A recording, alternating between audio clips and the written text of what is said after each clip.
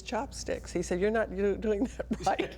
And he taught me how to eat with chopsticks. There were some sensational people in the audience from time to time. Laurence Olivier. Yeah. Yes. Yeah. Sleeping. Yes. Oh, Harvey's on. Yes. Yeah, we had some good ones. And as far as the guests go, yeah, maybe Maggie Smith. I mean, please. She was on a couple of times. I think so, yeah. She's Well, good. a lot of great guests. I remember the Jimmy first, Stewart. I don't know if it was the first time Lucy was on, but it was. Lucy. Yeah, and I was just so, I mean, it was mind-boggling, the people that came through that studio. And she was doing a finale with you. I don't know if you were Charwomen, I can't remember. She was doing the finale and she couldn't find her starting note. Right. So you took her over to the band shell, and Peter said to her, it's on the this guy right here, and he points to the guy that playing the ukulele. Yeah. And she said, "I can't hear that. Get him a bigger uke."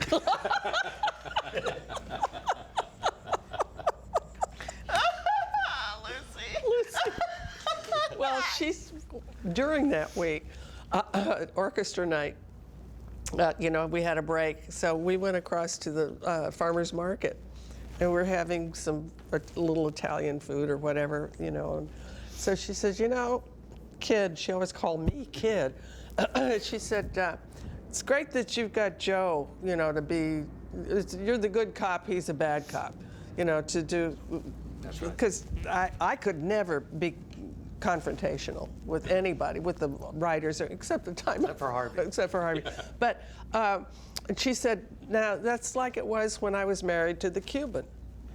She said he would do everything. He invented the 3-camera thing, for sitcoms, but he would be with the writers, he would work on the script, he would do all of this, and all I had to do was to come in and be Lucy, and so forth. Then we got divorced, and now it was up to her to be the boss, and and now they're going to do the Lucy show or one of those, other than I Love Lucy. And she said, so we're reading the script, and she said it was awful.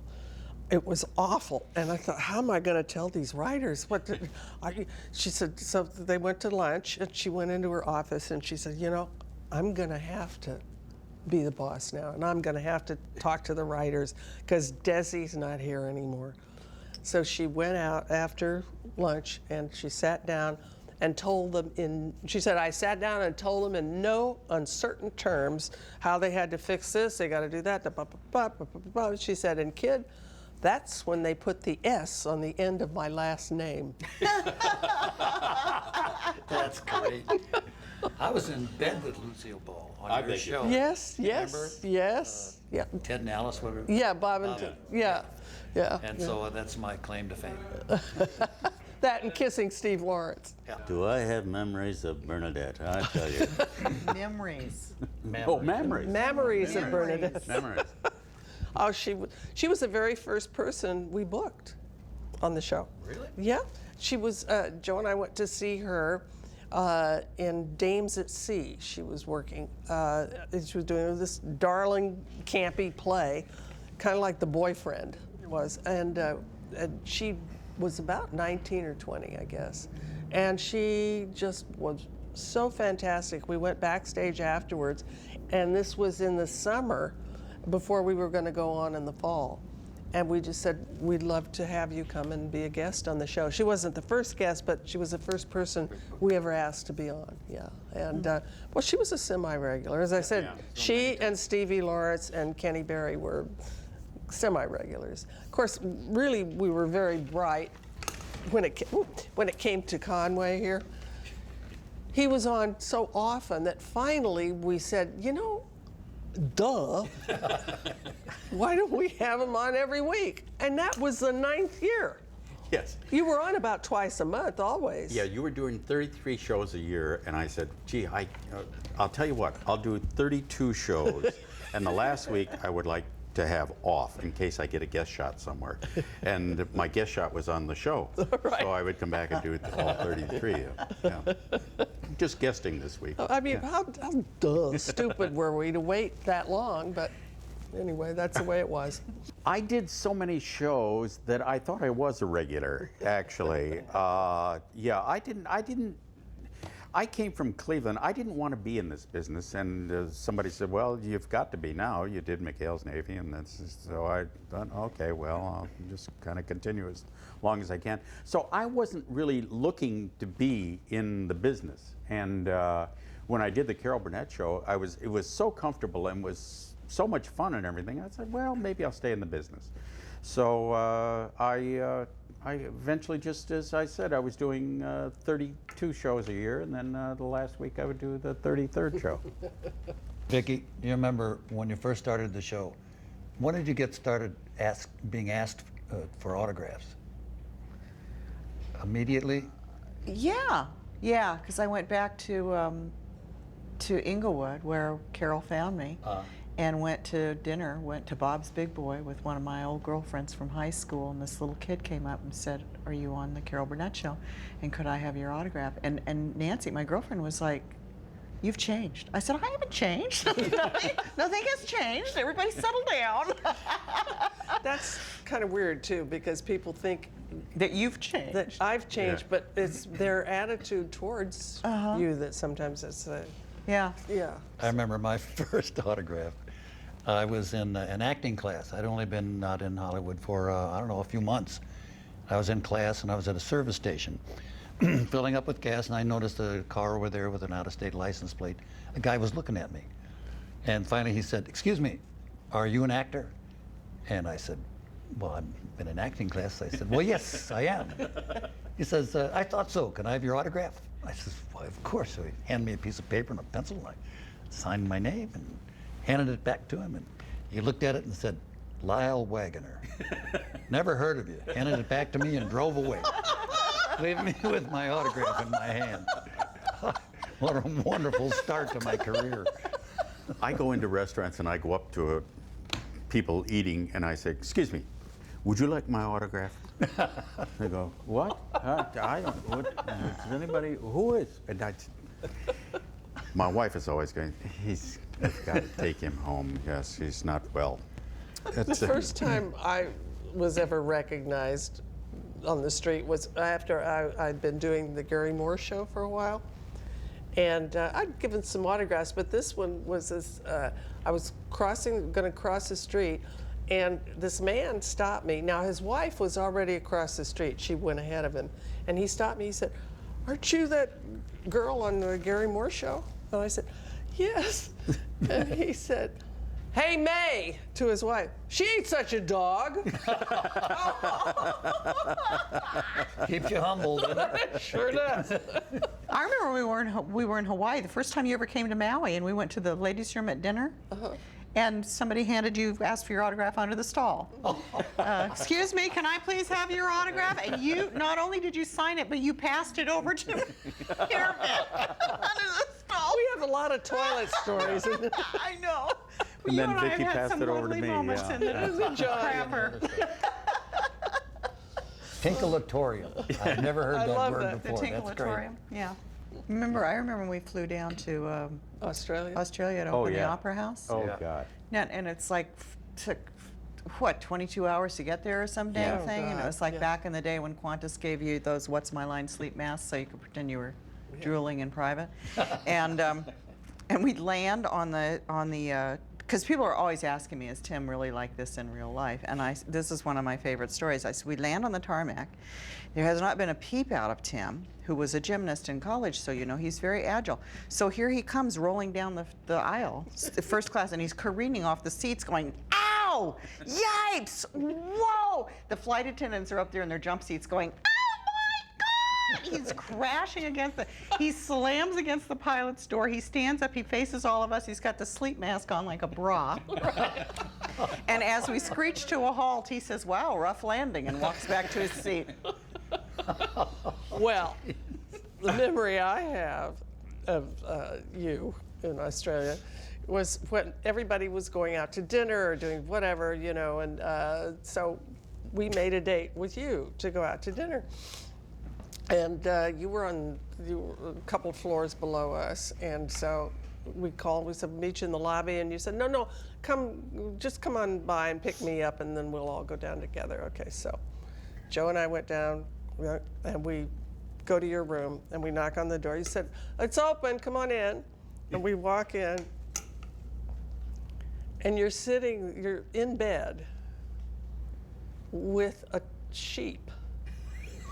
Yeah, so? Well, it was a big toy sheep stuffed that out. he stuffed out, Yeah. but as big that he got in the place where you buy goodies. Where you buy sheep? Yeah, where you buy toy. It was a toy sheep store is where you went.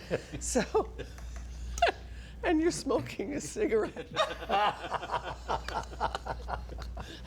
Of course, you're just hysterical. With this sheep, and then you said, okay, Betty, you stay here, darling, and I'll be back after dinner. You remember that bar they used to have there where the palm tree Oh, that was in Hawaii. had a hole Yeah. in the thing, and the Yeah. palm tree went up Yeah. through the hole? And one night I said, well, I got to get to my room, good night. So I climbed up this tree, up through the hole, and up to And my he never room. came back. Yeah. That we were in Hawaii. Yeah. Oh my Oh, God. God. Can't do that now. can No. I always thought that elderly people were kind of humorous, and so I decided to do an old man that was more than just old. He was old and decrepit and hopefully amusing, and that's kind of how it came to be. And just now I am that old man, and so it's Oh God. slid very nicely into that. Who's laughing Yeah. now? Yes. Well, I God. remember when you were doing the old man, and you were the world's oldest surgeon. Uh-huh. And Harvey was operating, and you were saying, and he admired you. You were his mentor. Yeah. And he said, and I remember Harvey putting the gloves on and everything, and you came in with the old man walk and everything, and he said, Doctor, you've got to look at these x-rays. I need your opinion on this. Well, Conway had put some adhesive glue up here, and he goes up to the x-ray, goes right against it, and then Harvey says, what do you see? And then you turned around and you still had the x-ray X-ray on it. On his- stuck on his Oh, God. forehead, and you're talking through the x-ray to Harvey, and Harvey had to put his mask up. That was Harvey, we used to have a pool in the green room. Yeah, did you remember? How long will he How go? many seconds into the sketch will Harvey lose it?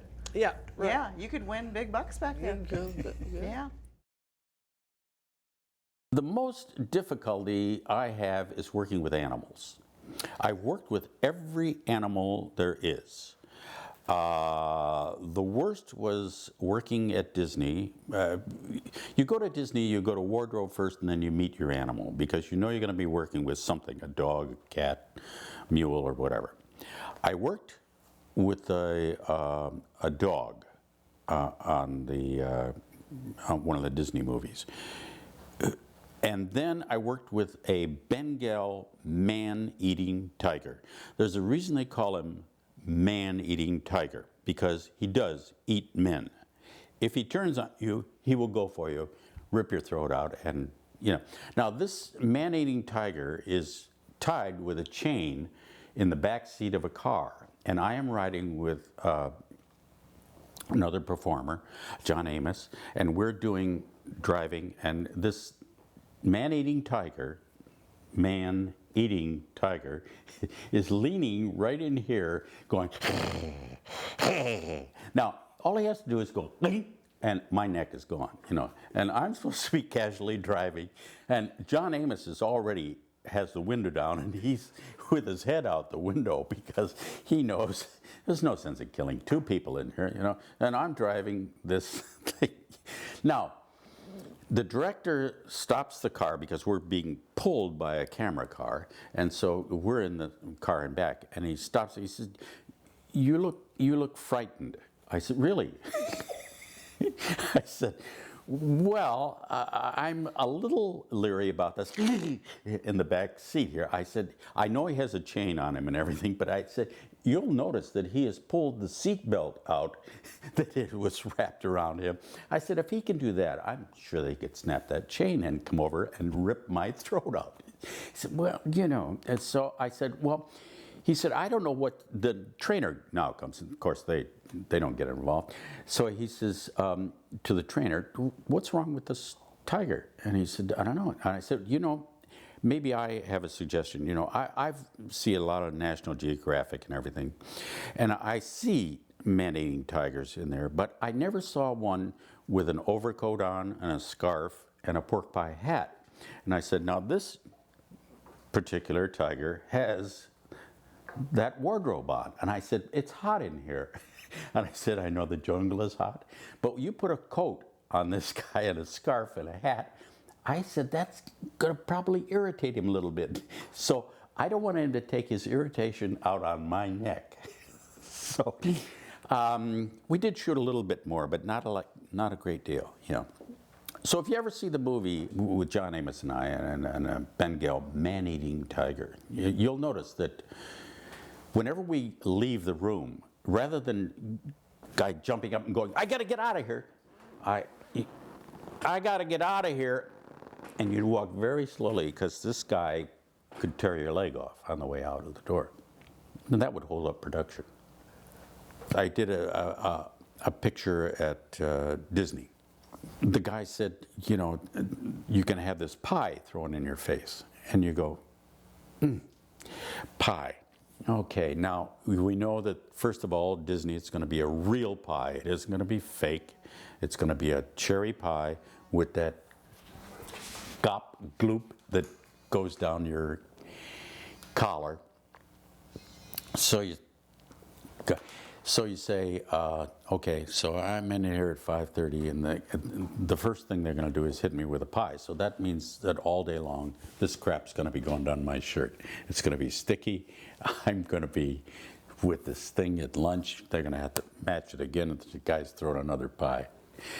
So you go, oh, Jesus. And I know it's going to be 2 days because it's not only here that I have the pie, but I drive a car, and then there's a dog in the car with me, and the dog licks the pie off my face, and you go, oh, God, why didn't I to become a banker or something, you know, 17, 18, 19, 20, there you go.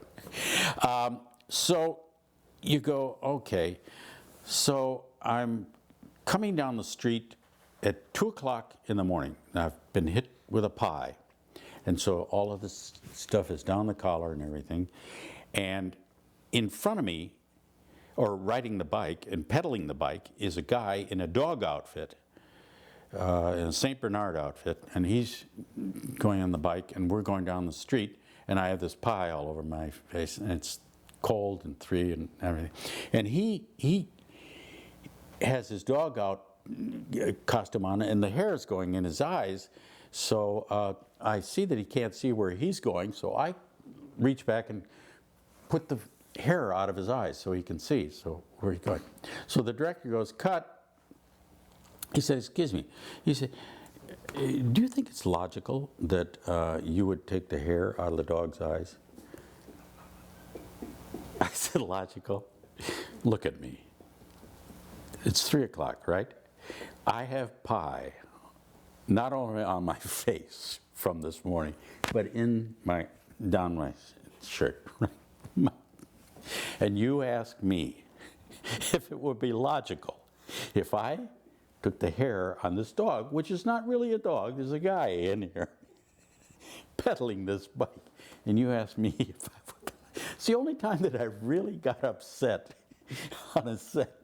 You and I start with, oh God. But whenever I see people in situations that you know that it's just not this scene, but you 4 scenes with this thing, and every time they're going to do the same thing to you. They're going to throw a bucket of water on you, and it doesn't match, so we get another one. You know. But those are all and working with animals is always wonderful, especially monkeys. they're even monkeys, even the guy who brings in a monkey won't handle the monkey because they are so fast and they grab your face and pull your ears off. So I always enjoy working with a monkey. Bob Mackie is probably one of the most creative designers of costumes that you will find. He always had the right touch, the right thing that made that costume unique. And yes, they did put me in a lot of things, mainly things that were too tight in the crotch. I noticed that with a lot of shows where I was going, hey! And a lot of animal stuff, yeah, a lot of hair always in your face, you know, and mustaches and things like that. But he was extremely creative, and he dressed Carol beautifully. I mean, she still has some of those gowns. I still have some of those gowns, just on weekends, you know. But they're still, I can get into them. I still sweat when I think about it. Yeah, that was a metal type of material. You could have put me in the oven and I would have been done in a half an hour, you know, in this metal casing that they had me in there. Yeah, I think they enjoyed torturing me with things like that, yeah.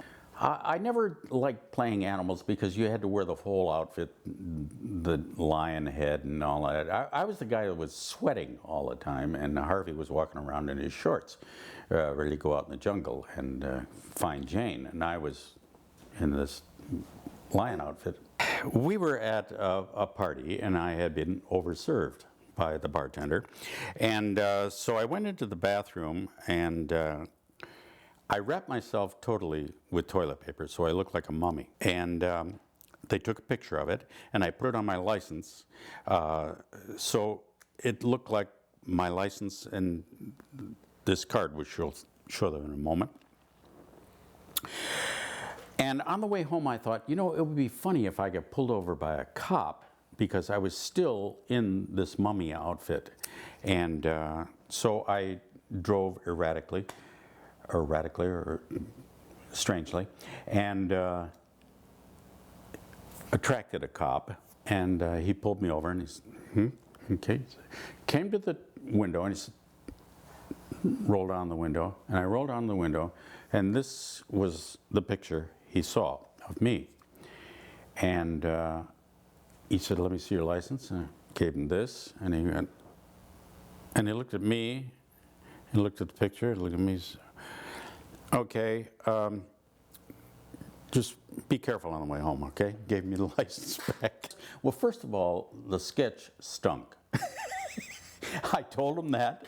I said, this is not going to go well. The audience was sitting there staring at us while we were doing this, and it just caught me as being very funny. And of course, Steve Lawrence, that little runt, he jumped on it right away, and he saw that I was going, and I went sideways and could not get a hold of it, and he just kept in me. I very seldom did that, but because I have a very controlled performer, as you know, and but that one just the fact that we were doing this sketch that was so bad, I think I wrote it too, which really pained me, but it just was going nowhere, and it got a hold of me and I went sideways. Yeah.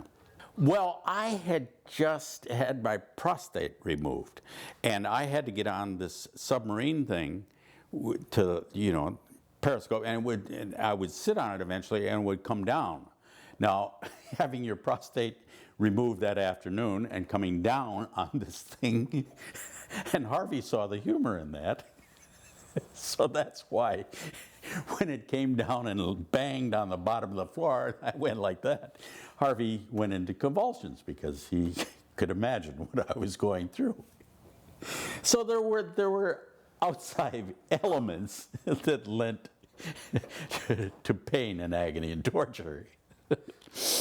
Oh, we had you know, there were so many times that we were under pain of divorce or an argument or a thing, but you know, you would try to come out and do these stupid sketches, and you were a moments away from committing suicide, you know, in real life, and Harvey just would go on the floor because we could see the absurdity in the whole thing. Props were very big on the show, yeah. I said to, I was supposed to, there was a picture over a couch one time, and we were sitting in the couch doing a sketch, and I said to the prop guys, which were always willing to do anything that we said because they knew something would come of it, I said, you know, there's a picture of this barn up here. Could you make those doors large enough that I could actually go into that barn? And oh, great, yeah, okay. So they make the doors. So we're doing the sketch, and Carol has no idea where I'm going with this thing or anything. I open the barn doors, and I crawl through the picture and into the barn, shut the doors. Now the guys had made a little hayloft up here, so another door. So I open that door, and there's hay up there and everything, and props you wouldn't believe, of pigeons and all kinds of stuff up there. So we did like 15 minutes on stuff, on just this painting that had nothing to do with the sketch, you know? And Carol's just sitting there going, get down, please. So yeah, that was always good stuff. Prop guys were great. It actually came about where, because I was a writer on the show, I wasn't a writer on the show. I wrote things and did a sketch. They had tremendous writers, but there was a lady working there, Charlene Beatty, who was the Mrs. Wiggins of our time. Now, she is now my wife. That's how much I enjoyed her. But she had a tremendous sense of humor, and still does. And so I would try out a lot of things on her, and if it worked there, and she would come into the office, you know, kind of like this Tudball and Wiggins routine, you know, and I would say to her, hey, you know, and we set up an intercom one time because our offices were way down at the end of the hall, so I would have to set up this intercom, and I said, look, Charlene, here's how it works. When you press the button, then you talk. But don't talk and press the button at the same time, because then you cut off what I'm saying. So I said, let's see how this works. So I would go to the end of the thing, and I said, Charlene, can you hear me? Yes. I said, now, if I ask you, hello, Charlene, don't press, hello, Charlene, don't press the button while I'm, hello. And from that came Tudball and Wiggins, because she wouldn't learn how to run this thing without pressing, be in the middle of something. Hello, yes, I don't understand. Stop pressing the button. You have to go down the hall and say, stop pressing the button. Carol loved the character. She really did. And that was another, you know, Bob Mecke help us on this one, because he gave her kind of an exterior there that was a little bit larger than life itself. So when she walked, she looked, in one of the sketches I said, could you just stop there for a minute? And she was standing in front of me with this black skirt on, and I said, you know, something, if I look at you from the side and look at that profile, it looks a lot like Africa, because it did. It looked like Africa. And that became her tool, as they say. Yeah, she often would bite her nails because she would try to keep from laughing during a sketch, because we would wander off the script most of the time. I was, towards the end, toward the last couple of years, I was the brother-in-law, and I think I was a brother-in-law. I don't know, I never had a knew who was my mother. I was Carol's husband, you know, yeah. And so I kind of worked into the sketch, but that was, I mean, those characters are alive today somewhere. I mean, any small town you go to, you could just go into a drugstore and pick those people up and have them come back and do Mama and Daddy, and Ken Berry was in there too. He was the brother, and it just people were familiar with what was going on there. Most of the stuff that we did on any comedy show, the stuff that really goes is things that are familiar to people that have either happened to them or happened to somebody they know. So they get an idea that, you know, I know that exact same situation. So, and that was the secret of the Burnett Show, that they always did things, they didn't do wonderful, mind-busting sketches. I mean, it was all, Carol just was down to the regular folks, and those are the people who we're inviting to be with us every Saturday. You take a simple idea. Carol gives me a bag of food to feed the cat, and she said, now, and puts it next to me, and here's your lunch, and here's the bag for the cat. So I pick up, of course, the cat food, and I'm eating it, and now I become a cat. So, and the cat and I are just sitting there talking, and there you go. We stayed out of trouble with the CBS guys, police, because we never ventured into those areas. We knew there was no language that we used that was offensive. There was no thing that we did that was offensive. We never referred to any body parts or anything of that nature. So we were never under, you know, under the glass. We did the show, and we did Funny for Funny, and yeah, the Smothers Brothers, but that was part of their charm too, is to try to get away with a little something while they were doing it. I don't think, you know, compared to what they do nowadays and what they say nowadays, I mean, that was child's play, what they were doing, you know, and little Tommy and Dickie were, you know, just picking away a little bit there, but just to test the censors, but that wasn't Carol's idea. She wouldn't first of all, she wouldn't let it go. But we never even thought of introducing it. We had too much funny stuff to do anyway. Carol and I have been friends for decades. I don't want to say any more than that because I don't want to date her or me. But we've known each other for a long, long time. As a matter of fact, I think I probably met Carol even before I met Edie. And that's, Edie and I have been married a long time too. But I did a television show with her, with Carol Burnett and Dan Daly. It was a special, and it was live for NBC. And it was done at what used to be the Vitagraph Film Studios, which became Warner Brothers eventually. And it was on Avenue M and 14th Street in Brooklyn, which was terrific because I used to live in Brooklyn. I'm from Brooklyn. So it was close to the house, and Carol was on the show. And we got to meet and became friends and friendlier. And then I got married and she got married. She married a terrific guy by the name of Joe Hamilton, who was one of the Skylarks. And Joe I knew before he became a producer of the Carol Burnett Show. And then Carol and I maintained our relationship and friendship. And we'd run into each other every once in a while. And then she got to be a performer. She did a one-shot on the Gary Moore Show. And I did a guest appearance on the show when we reignited our friendship. And then Edie and I and Carol and Joe, we became really very, very good friends and close to each other.